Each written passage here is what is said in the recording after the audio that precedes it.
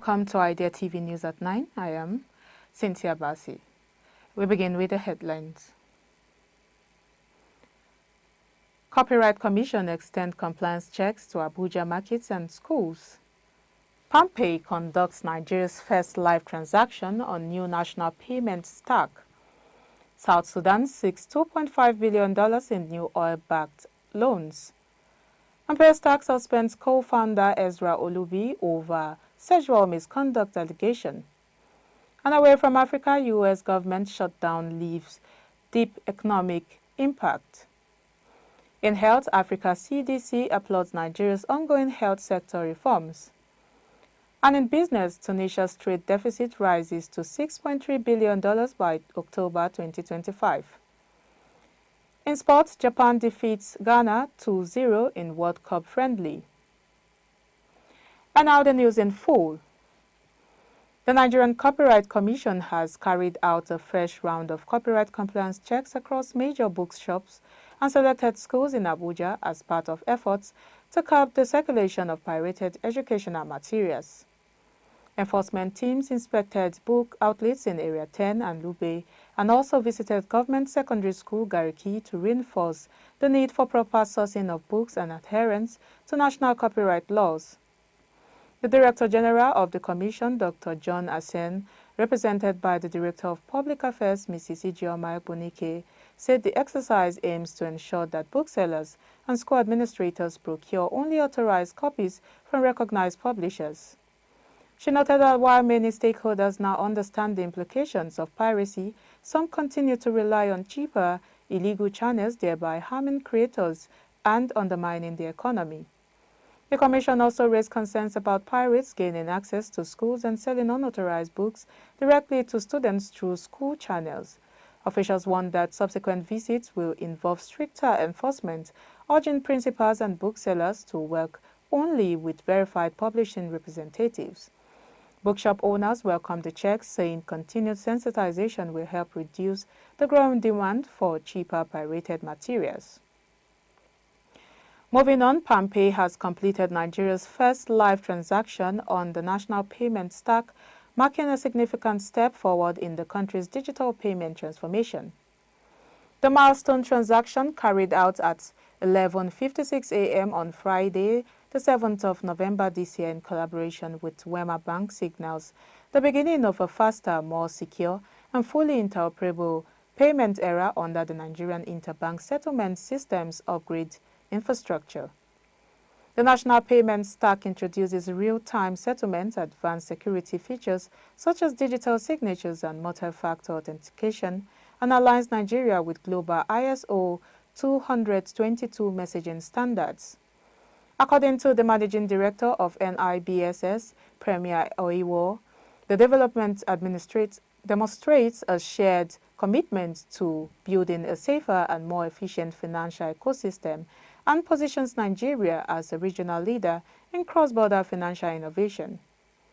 PALMPAY's leadership says the achievement reinforces its goal of expanding smart, inclusive banking solutions across the country.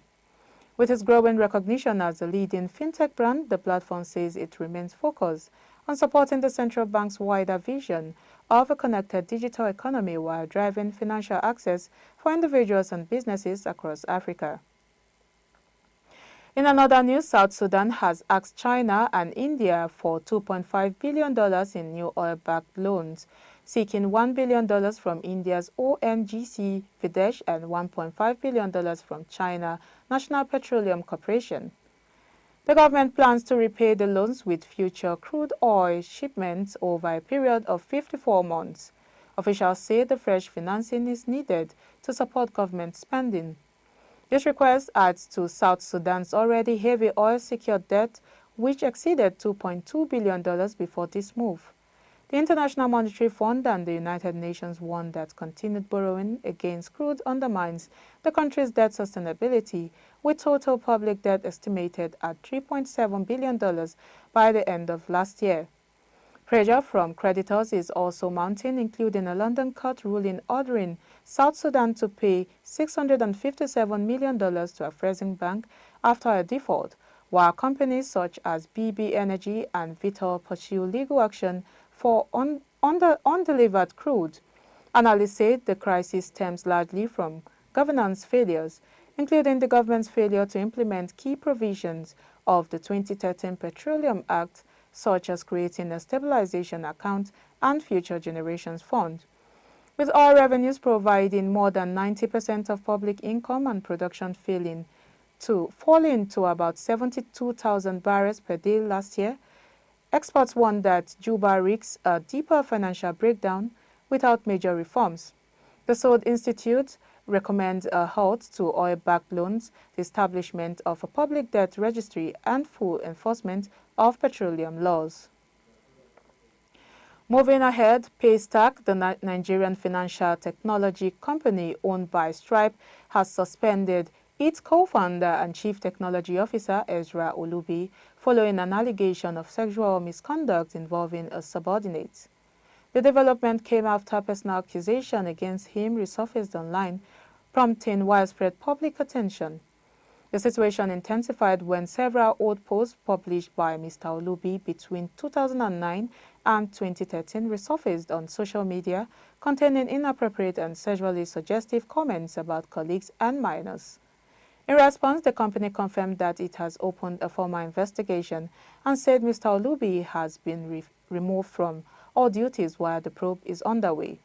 PAYSTACK said it will not provide further details until the investigation is completed, citing respect for those involved and the need to maintain the integrity of the process. Founded in 2015, the company has grown into one of Africa's leading payment platforms and was acquired by Stripe in 2020.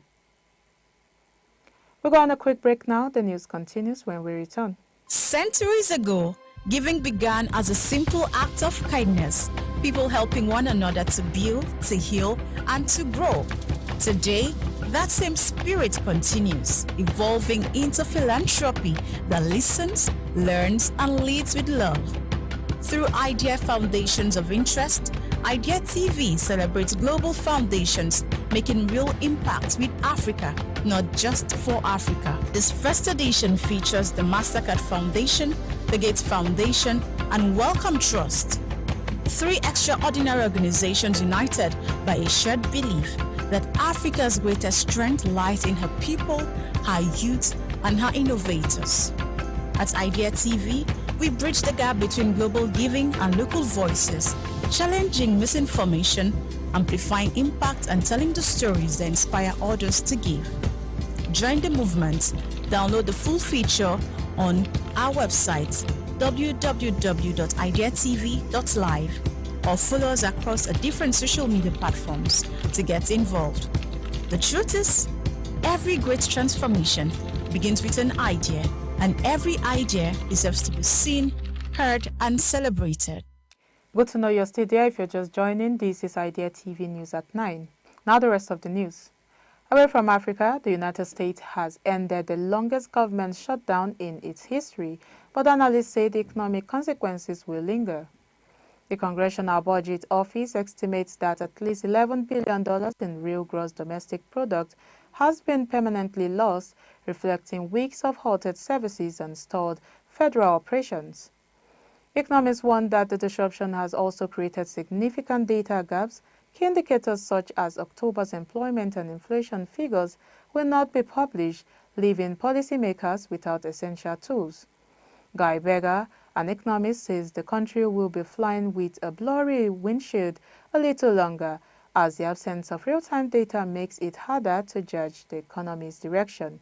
This poses a major challenge for the Federal Reserve as it prepares to decide next month whether the labor market is weakening enough to justify an interest rate cut. Experts like Michael Strain note that even the data is still expected may be less reliable, given that federal workers will be gathering information weeks after the fact. There are real stakes here, he said, warning that the quality of economic reporting will remain affected for some time.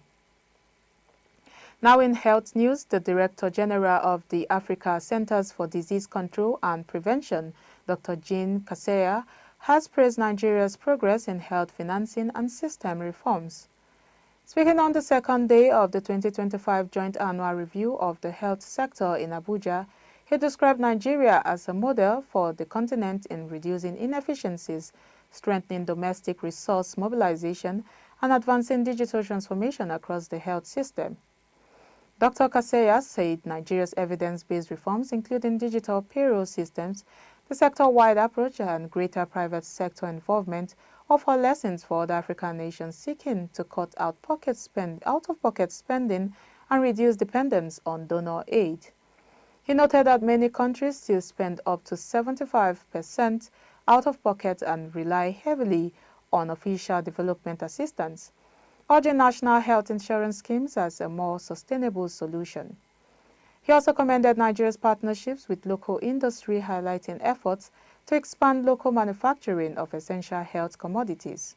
Dr. Kaseya announced that Nigeria will serve as a pilot country for integrated health financing under the G20 partnership, stressing that the country is on the right track and increasingly recognized as a leader in strengthening Africa's health systems.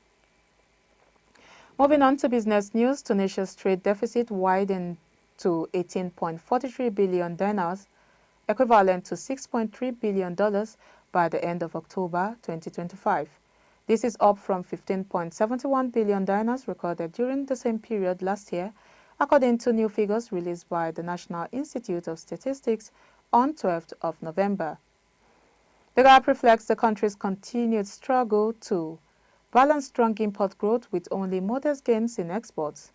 Exports rose slightly to $52.21 billion, driven mainly by the mining, phosphate, and derivative sector, as well as mechanical and electrical industries.